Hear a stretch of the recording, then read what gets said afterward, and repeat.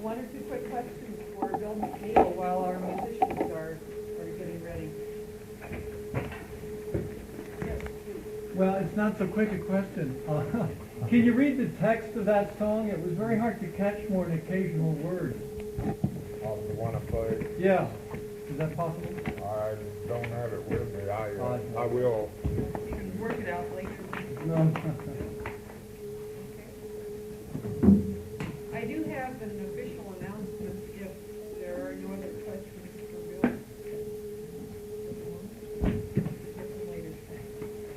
The Sonneck trip to Kiel is going to have a planning session in Brazilian Room 2 next door, I believe, at 4 p.m. And while we're getting chairs or whatever we're doing here, I'll repeat that people who want to take the bus to the Kansas City Airport at 12:30 Sunday noon, $10, should check out the registration table. People who check the box on the pre-registration form should confirm their reservations. Also, there is a list of people attending the meeting which is available at the registration desk. Now, we have a real treat for you as those of you who were at the Ozarks program last night are aware. We have fiddle music, fiddle and guitar, fiddle Art Galbraith, Dan Randolph and some Jessup or Gregory Everett, and Gordon McCann, who heard me mentioned earlier in connection with the speakers, and I've asked Carol Poole to do the honors here. Now I'm going to go with this. The Angels started singing these two marvelous musicians.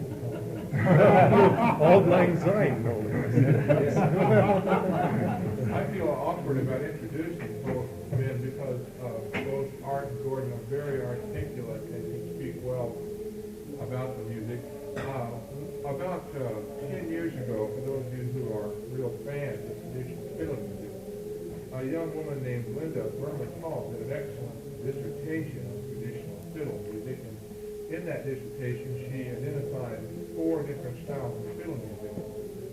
She said there was a Blue Ridge style which existed on the eastern side of the Blue Ridge Mountains, an Appalachian style which existed pretty much through Tennessee and Kentucky, a Southwest style which is Texas style fiddling, and then she identified somewhat tentatively an Ozark style. And the reason she was so tentative was that relatively few examples of this sort of style had been preserved on records, and she didn't have much to go by.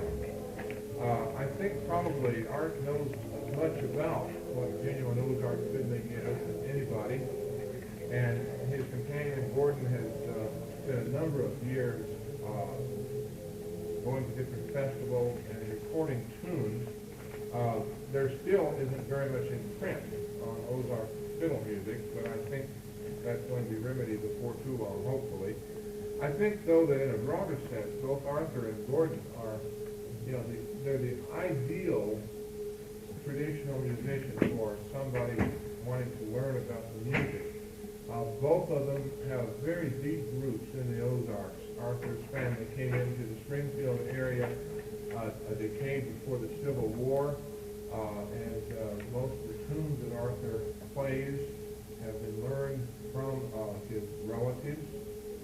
Gordon's family has been a fixture in the Springfield community for years. He worked closely with Vance Randolph in the last years of Vance's life. And I don't really feel that I could add much to what they could say. The only thing I would caution you about is that one of the characteristics that Arthur has revealed to me of Ozark fiddle music is that it's not necessarily loud and brash and abrasive. So you might want to come in a little closer, those of you who are in the back, because what you're about to hear is a very delicate, lilting sort of music. And you're not going to hear somebody with a short bow sawing away until the strings start flying out in the air. And you might want to come in a little closer and partake of this, because it is, in some ways, almost like a chamber music. I would hope that Gordon and Art will talk a little bit about some of these tunes to you, and I think that they will be happy to ask questions. But please move up a little closer here so you can partake in this. And I'm going to turn the program over to the two participants.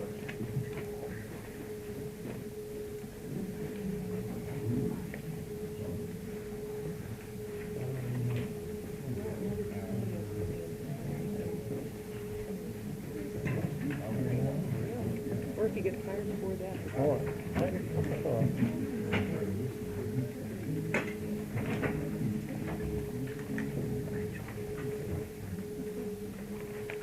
While you're getting ready, they are modest men, so I will not say this. I hope that you all brought some of your phonograph records. Yes. Okay, if you like what you hear, records are over here, okay? Thank you. I would like to introduce formally Mr. Art Galbraith, Mr. Gordon McCann from Springfield. Thank you, Charles. Thank you.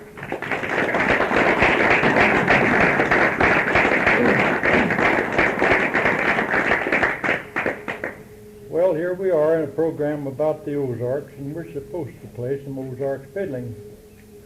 I sometimes wonder if I am an Ozark fiddler now, or if my fiddling is a hodgepodge of a lot of styles.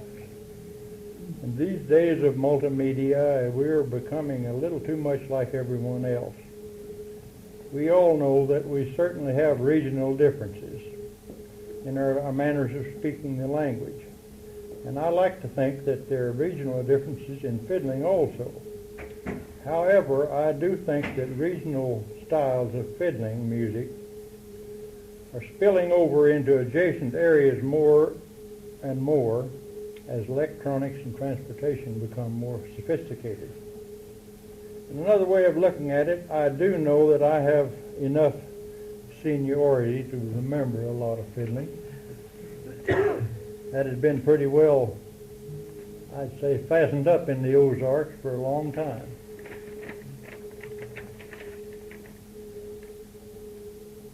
I do know that I've listened to a lot of music of this type. It's played by many people who live within less than a 30-mile radius. I was so interested in it that at least some of it stuck with me.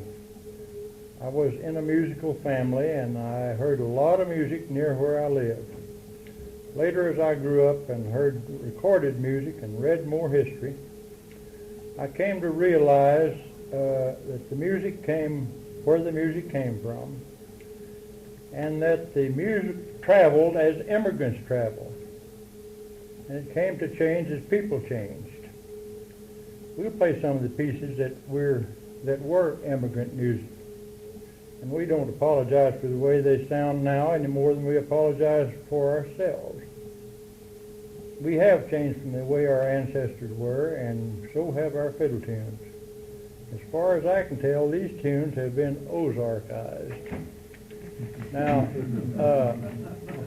one more thing, going back to your gospel element here. I think we'll pass by the gospel part of our playing because we haven't rehearsed it in a long time, but I want to tell you a couple of things that happened in the last 2 or 3 years that were interesting as far as we're concerned. We played with a lot of fiddlers, and we've become fast friends with a lot of them. About 4 years ago, one of our best fiddling friends died rather suddenly, and we were asked to play at his funeral. Now, Gordon wasn't with us right at that time, but I did agree to that after some time. You know, nowadays you've got to have an organ and soloist and all the formality of a funeral. I wondered if I wanted to get into that informality of playing at a friend's funeral, playing a fiddle at a friend's funeral. Didn't ring quite right somehow, because I've not been used to that. But it was one of the nicest things I think that's happened to the whole congregation at the funeral. I mean, it's something that pleased them very much.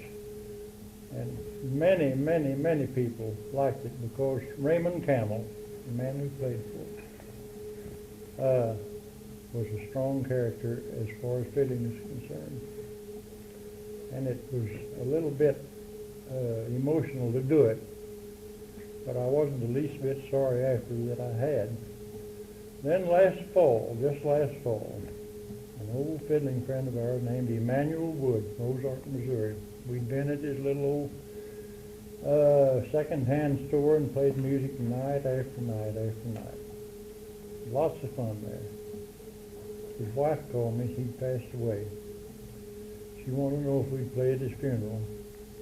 Well, this time, Gordon and I had been more used to each other, and we were the part of the group left, remaining group that played at Raymond's funeral.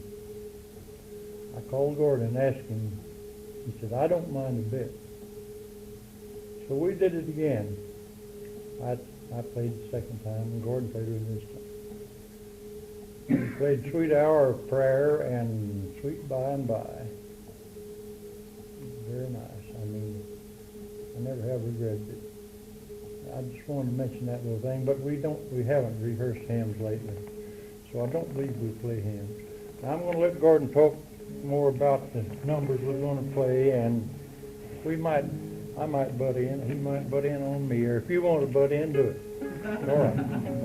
Well, we'll more or less start off chronologically. We'll throw in some early hornpipes and reels, I guess they'd be, which you musicologists know far more about these tunes than we do. But we're going to start off with a medley of D tunes, hornpipes, which would be 8th of January and Fisher's Hornpipe, Arkansas Traveler, which is certainly regional, and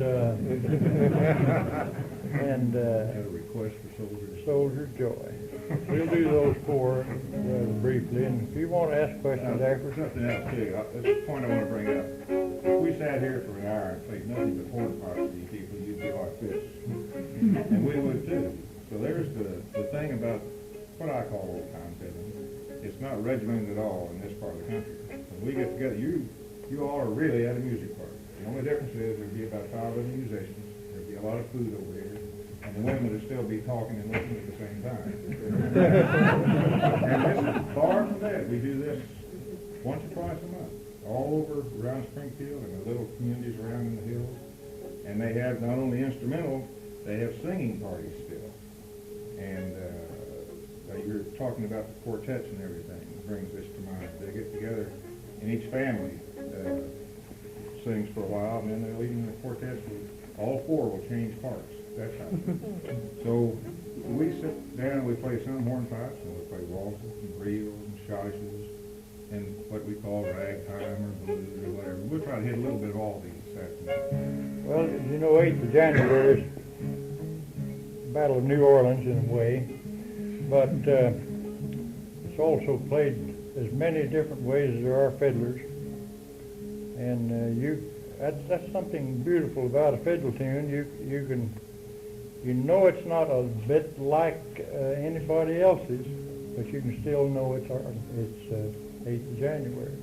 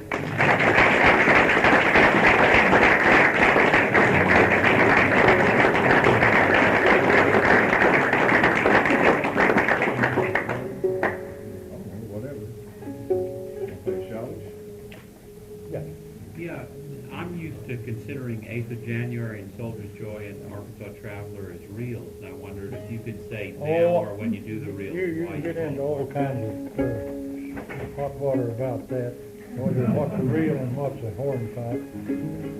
But in fact, now you listen to a record now, it's supposed to be reels, and you don't know whether, or I don't, and I can't distinguish every time. I usually figure a reel is a little faster tune than the hornpipe. Hornpipe has a lot of notes in it, but I don't really believe, I believe you're really right. It wouldn't probably be a group of hornpipes, but Fisher's, of course, is in there, and it is. All right. Here's a tune that came from Scotland called Mrs. McLeod's Reel, and it's under other names now. Will Your Horse Carry Double, Uncle Joe, or Hop Flight Ladies, various names. I'll talk a little more about that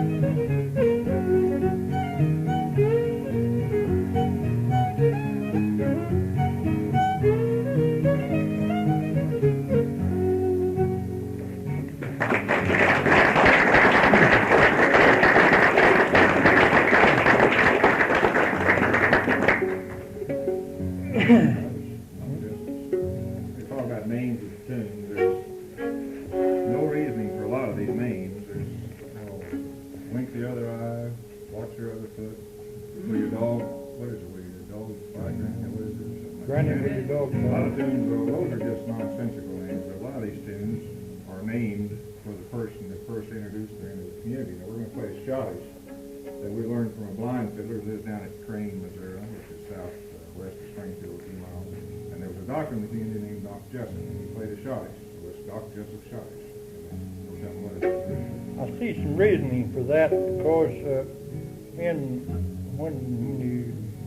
years ago when you tried to learn a fiddle tune from somebody, you maybe got part of it, you took it home with you, and you thought, oh, I like write that tune and you play it. But you couldn't think of the other B side of it at all. And maybe you invented yourself one, or maybe you got part of it, or maybe it's altogether different. You tried to remember what he called it. You couldn't remember what he called it, so it is John Jones's tune, or John Smith's tune, or whatever. But that accounts for a whole lot of tunes in regional areas being the same as tunes in another, but under another name. So names were easily mixed up.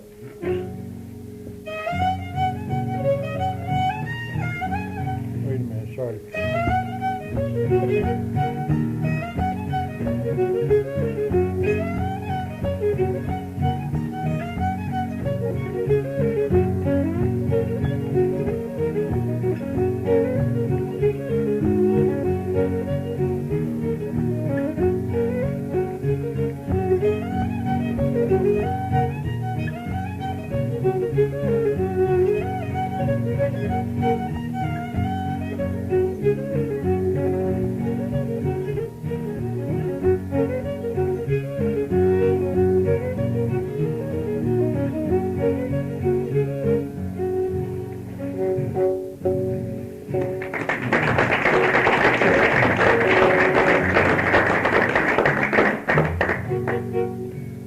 Tell you about this waltz. It's I don't know, I suppose it's German basis. Westphalia Waltz. Does anybody know?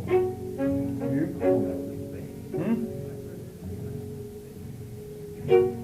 So Westphalia Waltz, and I believe it's probably German in origin.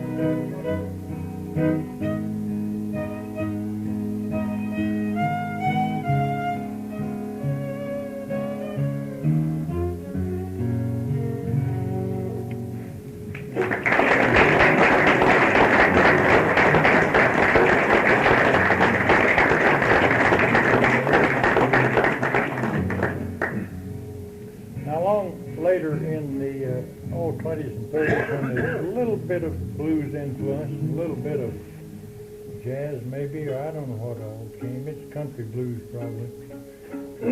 There developed a sort of a type of music that I grew up hearing a lot, and it's a little bit where there's a little bit more than 3 or 4 changes in the tune, where you got a little minor or some circle of fifths around it some way. You got a little bit different, but it's this is a tune that's really pretty well commercialized. It's called Santa Claus.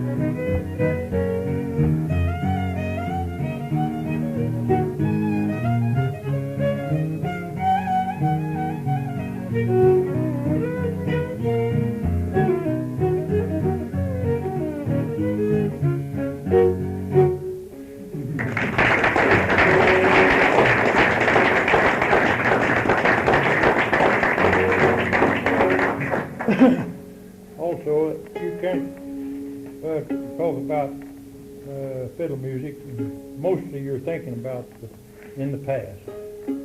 But it's an ongoing thing, and there's new tunes being composed all the time, and a different thing in a way, but still it's new. But I've tried my hand at a few of them, and this one on the 1976 bicentennial, I was sitting on the front porch with my mandolin, which I usually mess around with my fiddle tunes on a mandolin because it's a little bit easier to fool with, and then I can transfer it to fiddle pretty easy. Anyway, I was thinking about the bicentennial, and it was on the 4th of July, so I put this little thing together called the 4th of July.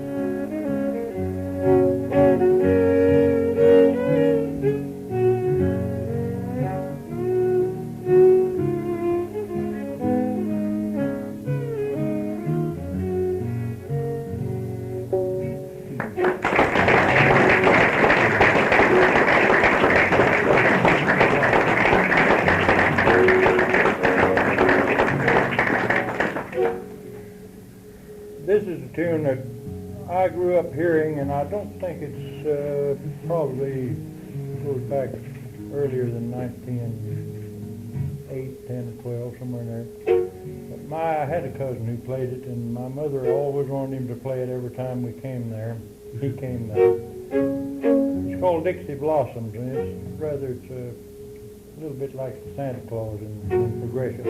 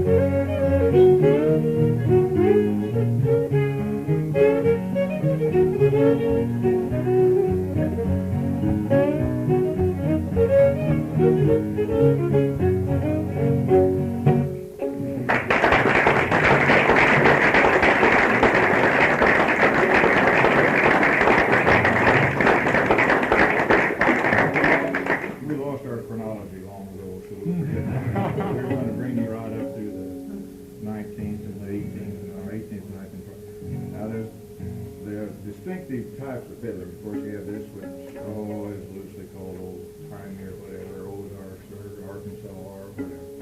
Then another style, of course, that's really distinct, though, is the Texas style. There's definitely a difference there. There was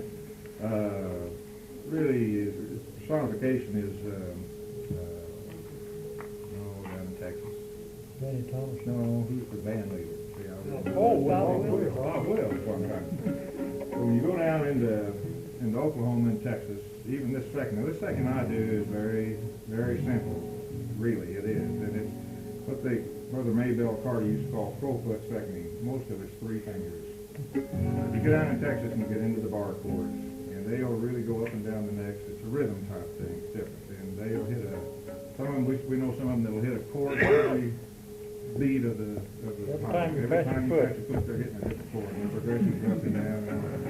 But anyway, some of this music does drift up. Naturally, there's a lot of mixing of the styles and of the tunes, of course. And so one that we play that is a Texas style is called Beaumont Rag. And it's, I still don't walk up and down, but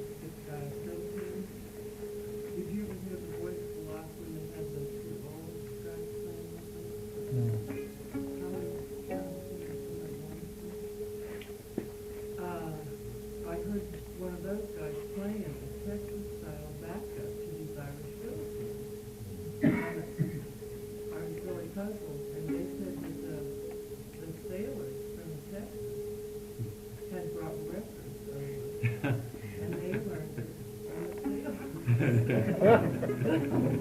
now have this Irish music too. Well, some certain things down there, when they're played, you stand and hold your hat over your heart, you know.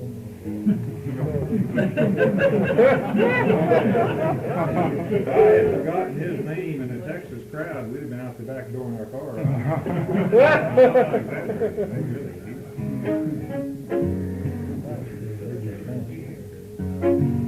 Here's an old hornpipe that I learned from my uncle, and no doubt it's long from the British Isle, but what has been done to it here, I don't know. It's called Lady's Fancy. And not only that, but there's other tunes called Lady's Fancy. It has no bearing at this on this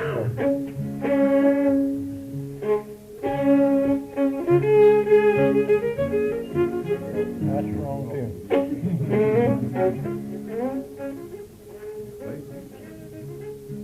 Sorry, I get. There you go.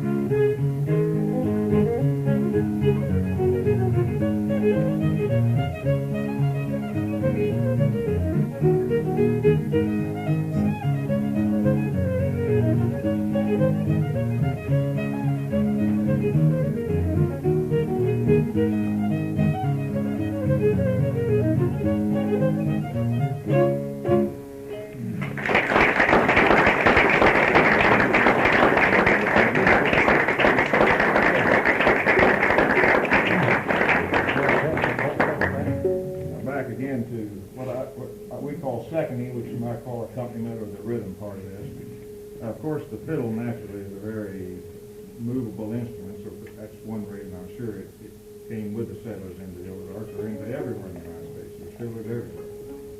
And a lot of times the community in the Ozarks was so isolated, they were lucky if they had one fiddler, and if he knew more than 2 tunes maybe, or 3 tunes. But now you must remember, to the dancers it doesn't make a bearing what you know. Oh, they're not listening to you, they're listening to the beat, and they'll let you play all night if you would, and never stop. But my job really is, unglamorously, is like a metronome. In other words, naturally, I'm setting the time, or helping him set the time. It's hard to fiddle without a second. Now, if you've ever seen French-Canadian fiddlers, what they develop to give them a sense of time and rhythm is with their feet. I don't know if you've ever seen them do that. They're really good. They accompany themselves with taps on their feet while they're playing. We don't have that. So, in lieu of having probably the first second instrument was the banjo, and then also they had the little thump organs that they could carry in the wagons that they brought, and later on bigger organs, and then pianos, and of course in the late 19th century, or middle of the late 19th century, the guitar entered the scene. But if they didn't have anything, if they had 2 fiddlers, or were lucky enough to do that, what they would do when they changed off, and we don't have another fiddler here naturally to show this, what's called loosely now, it's called skillet legging, which is what this famous spring band did with their extra fiddler. When one man was playing the lead, he would second by just hitting chords on the fiddle. So if they didn't have that, they would improvise other things to help give an extra beat to it. Spoons were developed this way, I'm sure. But one of the things they did in the Ozarks, and it's kind of glamorized now, every folk festival you go to, people get up and do it. And it's not done anymore, but it was done a lot, and especially by children. We knew a lot of fiddlers who, when they were youngsters, would sit on their father or grandfather or uncle's lap and what they call beat the strings or fiddlesticks or whatever. So we don't really do this, but this is, and I don't do it good, but we'll just show it to you. So keep that in mind. This is purely a demonstration.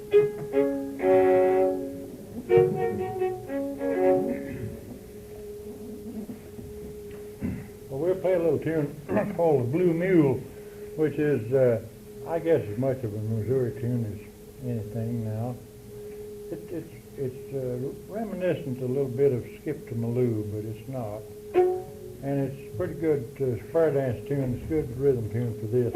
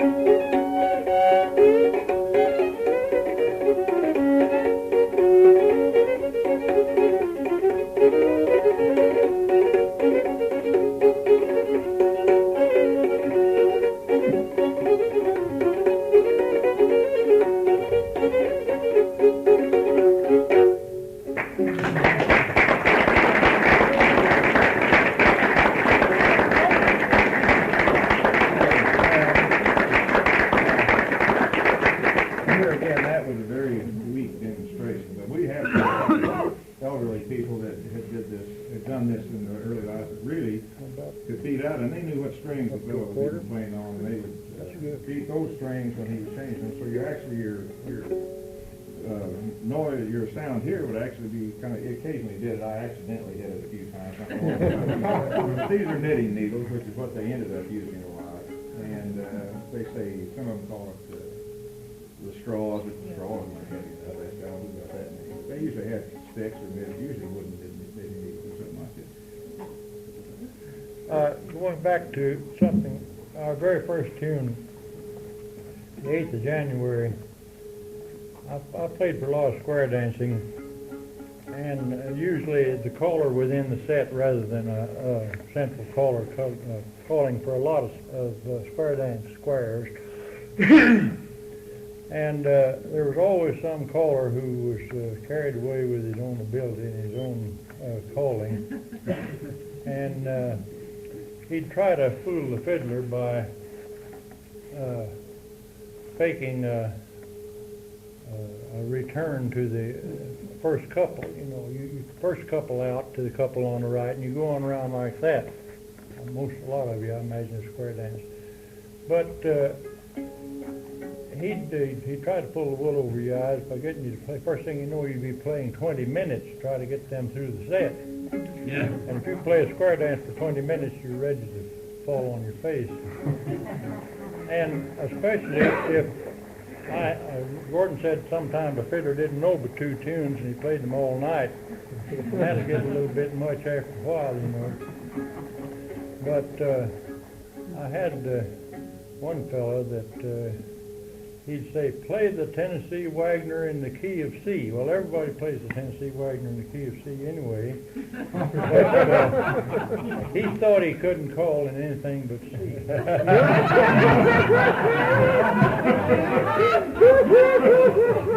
He's very seldom with the music anyway, but he thought so he would, he'd out on the floor in a very loud voice, get your partners first another square, and come over to me and say, play Tennessee Wagner in the key of C. Well, 2 of my boys played with me one time. We played in an Elks Club, and there was a little bit of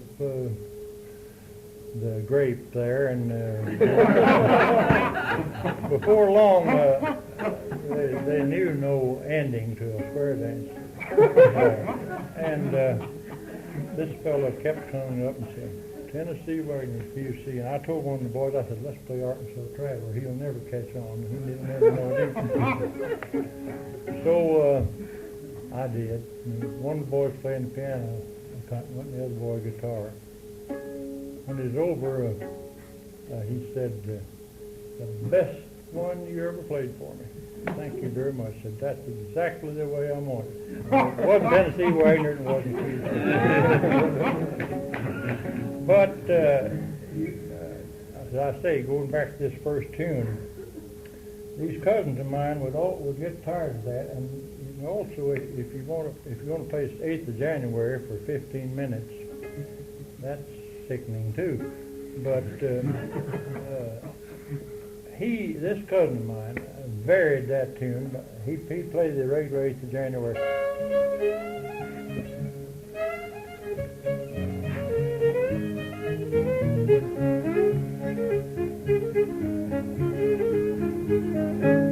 So he, part of it I played a while ago, he made more to it.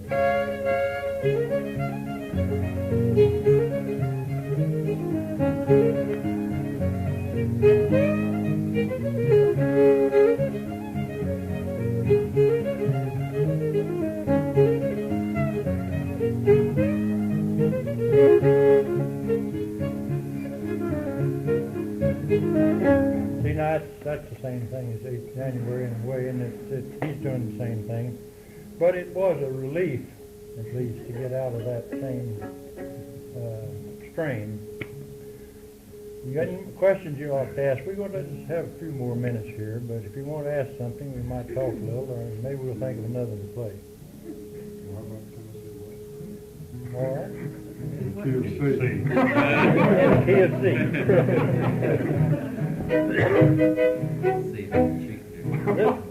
This is another thing we used to do. This Raymond Camel, whose funeral I told you I played. There's another tune called Fat Meat and Dumplings, which is exactly the same accompaniment as Tennessee Wagner.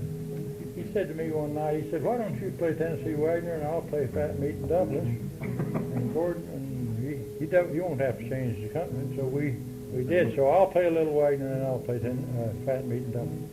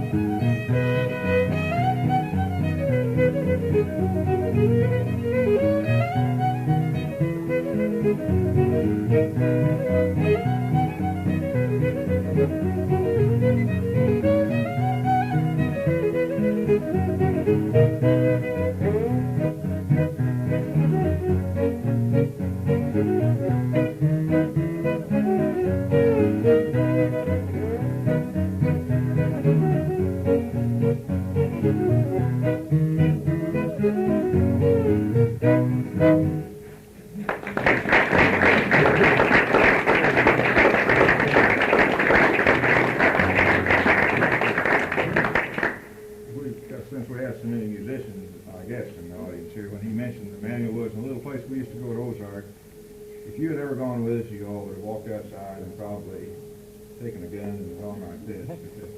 It was purely a mixed thing, and it was purely a traditional thing too, because anybody could come in and play.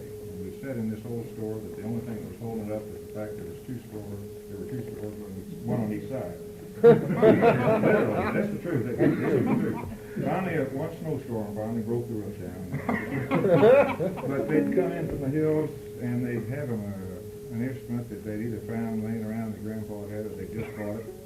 And so they'd sit down. I remember one man that played in C all night, no matter what you played. Well, they'd sit there and they'd watch. If they found somebody that was playing that knew the tune, they'd watch their hands for the changes, which meant they were one beat behind. I'm not exaggerating. And they'd get out and they'd start jig dancing. They had this old building and they had chairs along the wall. Well, the thing was so bad a shape that the foundation, the wood was away from the foundation. It just rotted away. And they'd start jig dancing. and these people's heads would just be bouncing. The reason they didn't have it in the store over on this side was because it had a basement. And this one was but I don't know what you all would have done if you had ever gone. And then they had a lady from Ava that came with her electrified guitar. Well, that meant everybody didn't have to start electrifying fiddles, and they get loud, and she turned hers up. And then they all had a good time. It would have been a comic opera for you people. This is something we played last night. We like to play it everywhere we go.